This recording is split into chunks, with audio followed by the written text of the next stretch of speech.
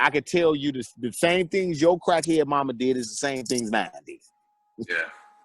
Now the only difference is I can better cope with them because I don't have that chemical imbalance in my system.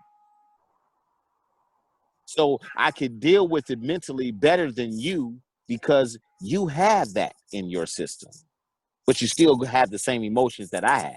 Yeah. It's just that I could deal with them a little different is because I don't have that chemical dependency. You know what I'm saying? Yeah. All too often we hear the realization of the violence that plagues our neighborhoods, right?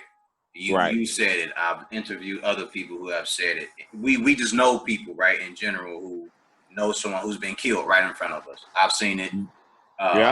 And one of the major things that happens to us when we see something like that is it's not TV for us, right? So we become desensitized to it because we're not looking at the TV. I saw it. I didn't see something made up. I didn't see something that y'all televised, that y'all put together, that y'all put in a movie or in an acting scene. I saw it in front of me. And for us, I don't think people understand that what we're dealing with and what we're seeing is totally different from what you see in the movies and what you may think we're saying in the music that we're putting out.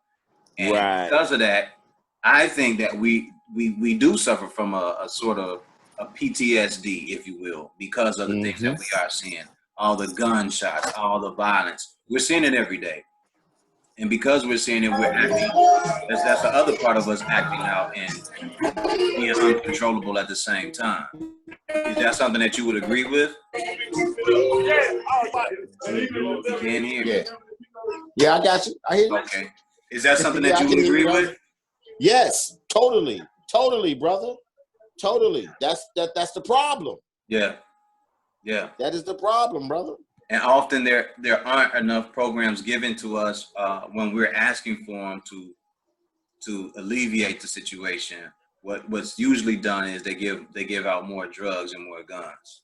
Right, to solve it's not really to solve the problem, it's to subdue it. Yeah, not even subdue it, but to continue the repetition. Okay, that's a better word. You're right. So you grew up in Ida B. Wells, right? Mm-hmm. Inglewood, yep. And then you grew up in Inglewood. Mm-hmm. All right. So then from there, you graduated high school. You went on to Columbia. That's correct. All right. So the managing, what did that come into play between? Okay. So the managing part came into is because when I was growing up, my grandmother and my grandmother's sister owned a business in Inglewood called Filling Wheel Foods that was right across the street from Beale High School. So the entrepreneurial spirit was always in me.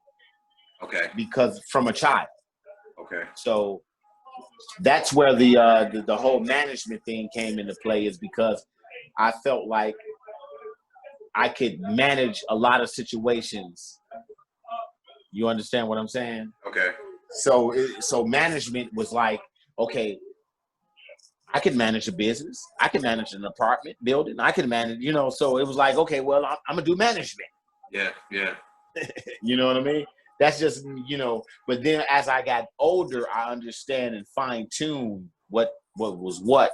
So then I could pinpoint exactly what it was. Okay. So then that's when I came into media.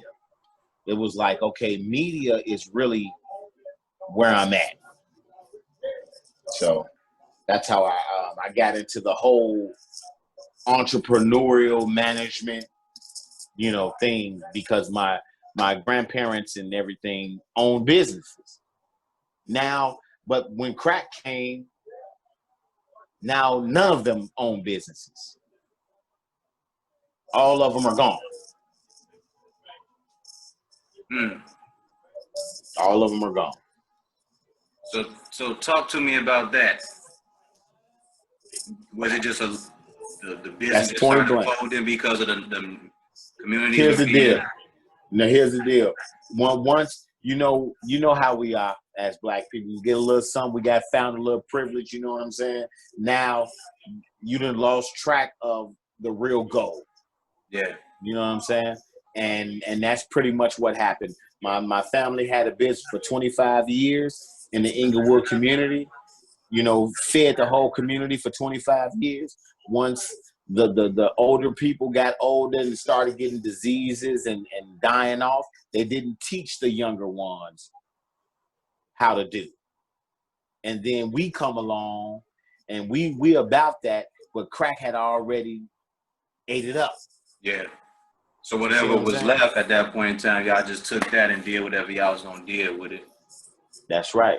Okay. Absolutely. And then it didn't end up to anything. You know what I'm saying?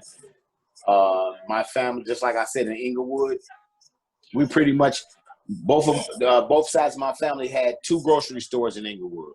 Okay. At the particular time, we delivered milk to people when people had real ice box, brother. You know what I'm saying? Like these little young kids don't even know. Like literally, ice box was called an ice box because you took a chunk of ice and put it on the bottom of it to keep the refrigerator closed. Mm. My people in Inglewood used to deliver the ice. Wow. You know what I'm saying? My cousin was the first female barber ever to cut hair in Inglewood. Wow, I did not know that. Yeah. You see what I'm saying? So Inglewood is dear to me, but we also my family also destroyed the community also. Okay. You see what I'm saying? It's because my uncles and father were the first ones to ever bring crack cocaine to the community. Okay. They were the plug. Are any of them still your father? My father, I'm right here now with my father playing pool, but my uncle dead. Okay. Okay. He got killed. He got killed from it. You know what I'm saying? Wow. You know what I mean? And my father, by the grace of God, because he was such a humble man and he loved his family.